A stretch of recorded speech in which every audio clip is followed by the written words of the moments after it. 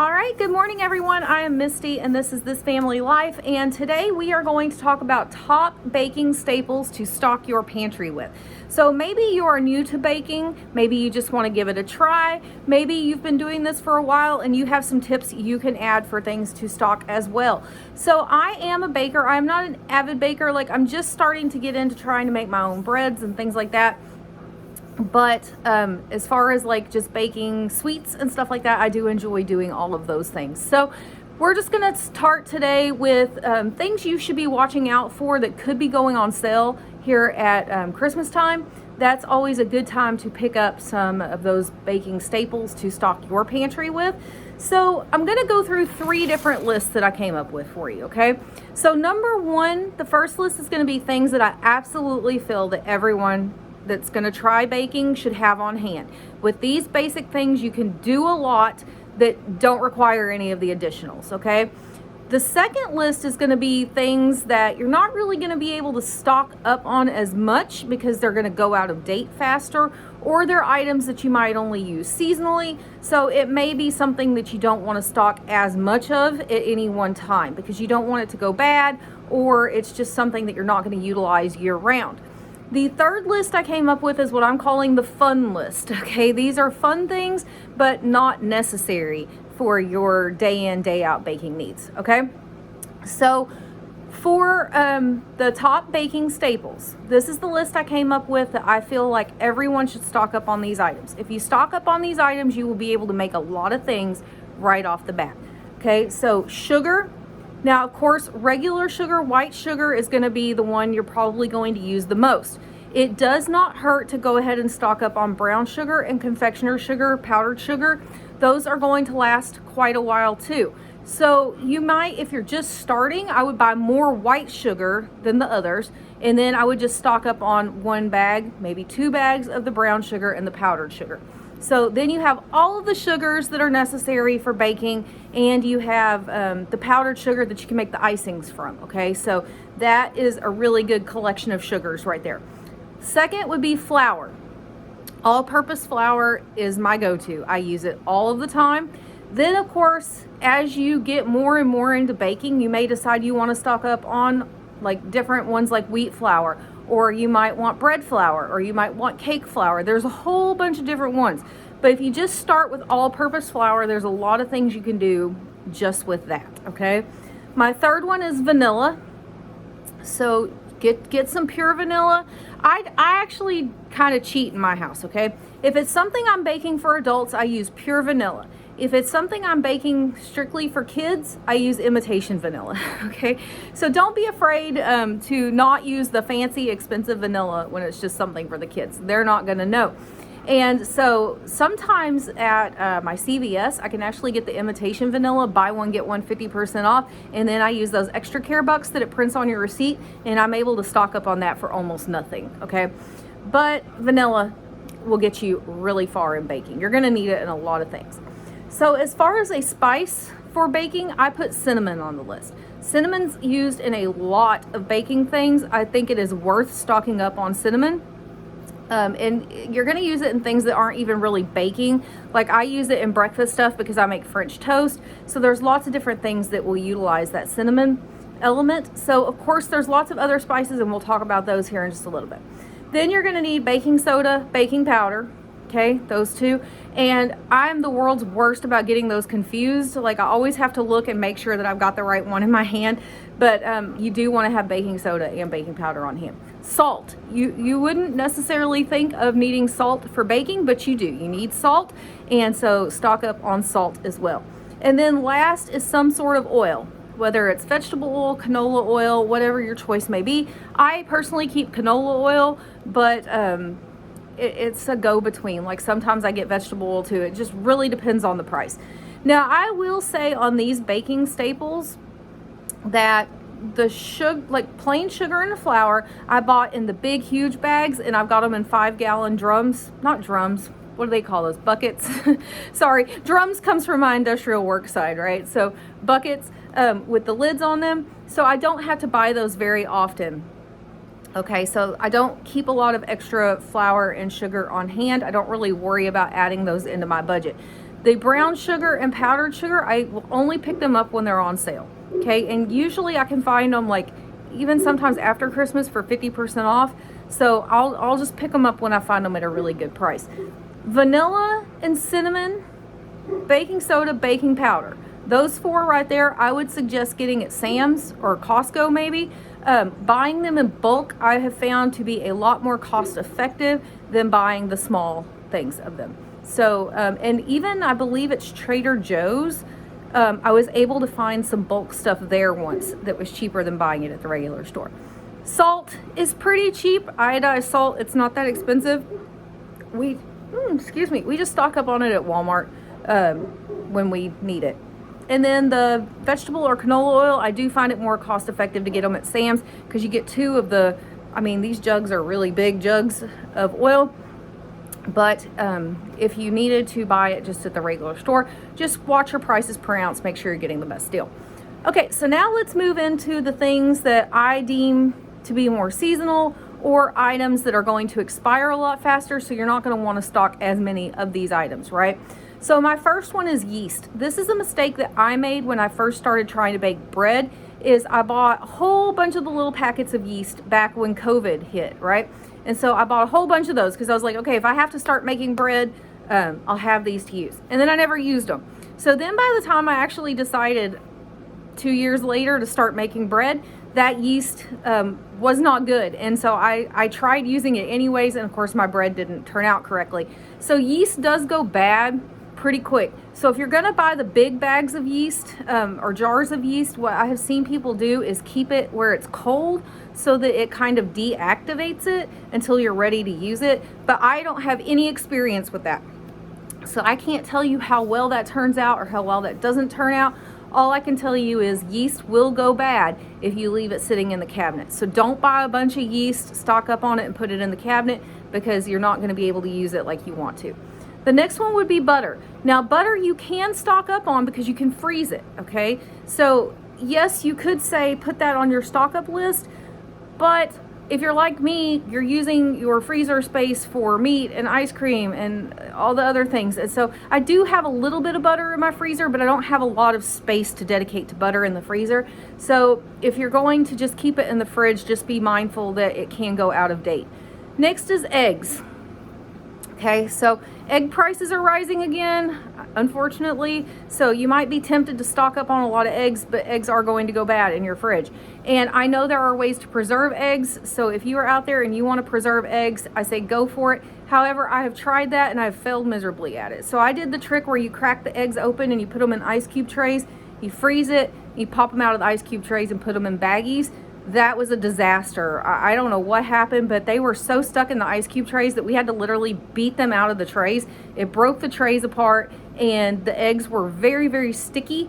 And I don't know, it just was not good. So I'm not gonna try to preserve eggs. I will just buy eggs as I need them. The next one would be milk. Again, you can freeze milk. So if you've got freezer space to freeze milk and eggs and butter, go for it. Stock up on it till your heart's content. But for me, that's gonna be one that I'm just going to buy as I need it. Okay, so cocoa powder. Cocoa powder to me is not a required element of baking, okay? You don't have to bake anything that's chocolate. You can just bake stuff that's not chocolate. So I didn't put it on the must-have list, but it is definitely a nice to have item. So what I would recommend is going to Winco, if you've got one, and buying your cocoa powder there. It was a much, much better buy at Winco than it was at the regular store. Now the next one I put on the list is oats, because yes, you can stock oats, you can stock a whole lot of oats. However, that's gonna be based on if your family likes any baking products that have oats in it or not. My family is not a big fan of oats, so we wouldn't need that. I do have some to make oatmeal cookies from time to time, but very little. I think I have maybe 5 containers of the small things of oats. I went like this, but like small containers. I probably have 5 of them because I got them almost free on an Ibotta deal. But other than that, that's not something you would see me stock up on. So that one's kind of going to be a personal preference one, okay? If your family likes oats, great, stock up on it, move it to your stock up list, but it wouldn't be on my stock up list. The next one I put on there is cornstarch. It's a thickening agent. It's really helpful to have that. And again, you can get it at a pretty decent price at your Sam's, Costco. I did buy mine at Trader Joe's because it was a really, really good price there when I found it. And it's actually a funny story I'll tell you real quick. I bought the cornstarch when I was in Huntsville, Alabama for a training for work with another company. And when I was flying home with it, I had it in my carry-on bag. And I got stopped by TSA security, Homeland Security, and I had identified that I had bomb-making materials in my bag. And that kind of makes me chuckle on the inside. If you knew what I did for a living, you would be like, that's hilarious. I would be the last person to try to do something like that. But the agent was dealing with someone in front of me who had lotions that were too big. They were not meeting the carry-on requirements. And the guy was just tearing into the agent, just tearing into him about, but this is expensive stuff and yada, yada, yada. And the agent's like, I'm sorry, you cannot carry this on. You can check it if you want, but you cannot carry this on. And it was just a back and forth, back and forth, back and forth. And this poor agent, I mean, they were just beat down by the time I got to them. And so then it was my turn. And I told the agent, I was like, I already can tell you what it is. And I know you have to check it and it's fine, but I said, honestly, you can just throw it away. It's okay. If I'm not supposed to fly with it, you could throw it away.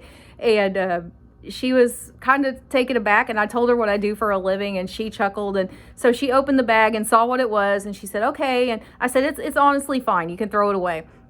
And she said, no, I just need to swab it and make sure that it's not bomb-making material. So she swabbed it, came back clean, of course, put it right back in my bag and sent me on my way. But it was just a funny moment. Like, I can tell you I work in the safety world. I'm not airplane safety or anything like that, but it was just a fun moment between two safety officers of like, you know, you're doing your job. And I even told her, thank you for doing your job. I really appreciate you being here day in and day out. And it was a really nice moment at the end. So anyways, cornstarch thickening agent. There you go.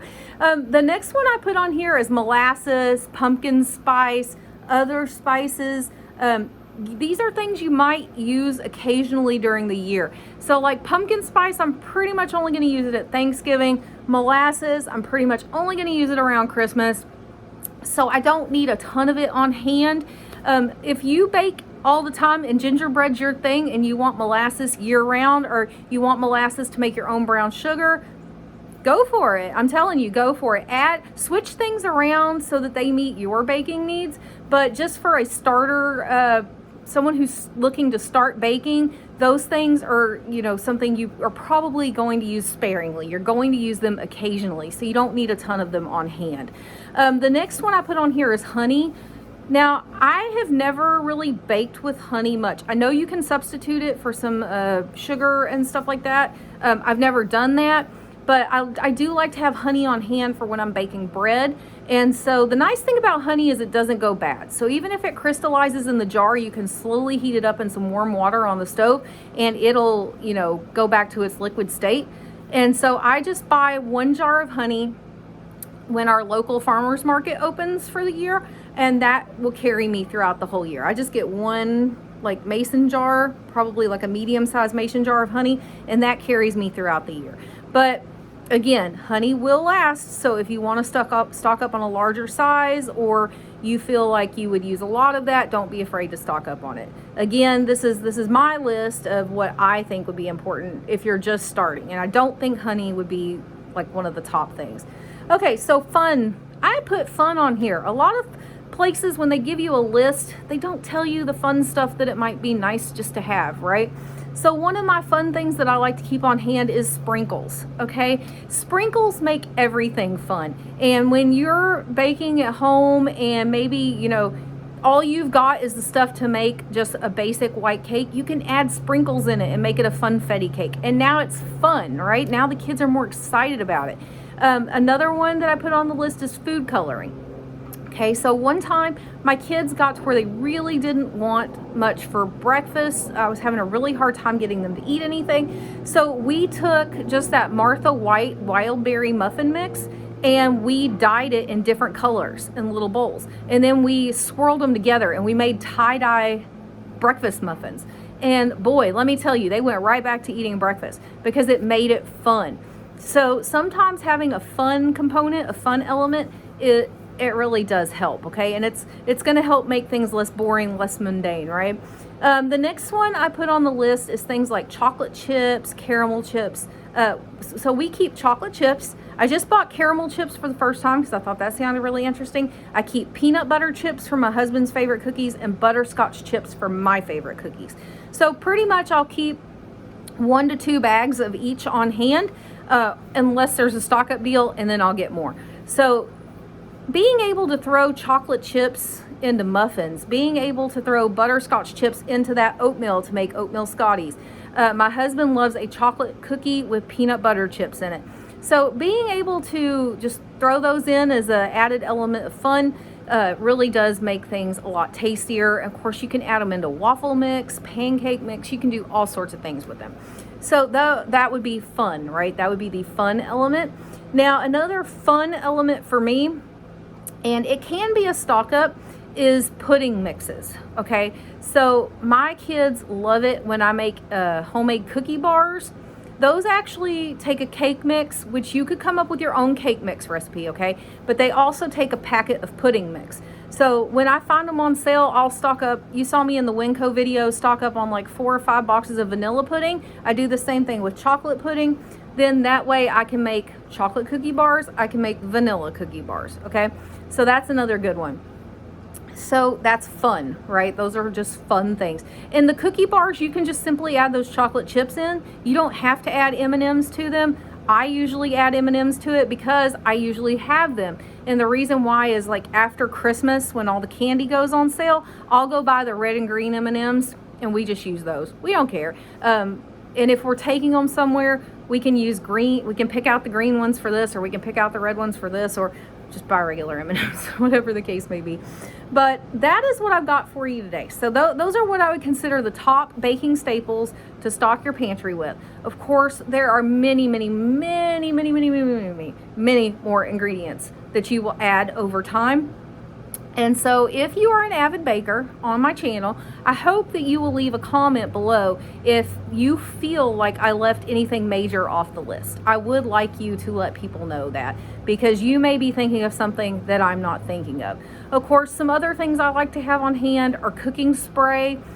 You always want to either spray your pans or put, you can rub butter on them and then flour them to get things to come out of the pans easier. I do like to keep the little muffin papers, muffin or cupcake liners on hand. But again, I buy those every year after the seasons close out, because I don't care. I don't care if they're Easter ones. I don't care if they're Christmas ones. I don't care. If I'm baking cupcakes just for the kids, we don't care what the liners look like. But I do like to keep those on hand. Again, totally not essential to baking, okay? Those are just nice to have items. And one thing I will tell you is if you're brand new to this and you're buying pans to bake with, I do not like the silicone pans. And I really thought I would, but I don't. And so I had bought a bunch of the silicone ones when they came out because I thought, oh, this is gonna be the best thing ever. I did not like them. I went right back to using metal pans. So that'll be a preference thing for you, but I prefer the metal pans to the silicone pans. So that is it for today. I hope you liked this video. I hope you'll give it a thumbs up, subscribe to the channel. And again, if you can think of a baking staple that I left off the list, please feel free to leave it in the comments to share for others. So I will see you guys in the next video. Have a great day. Bye.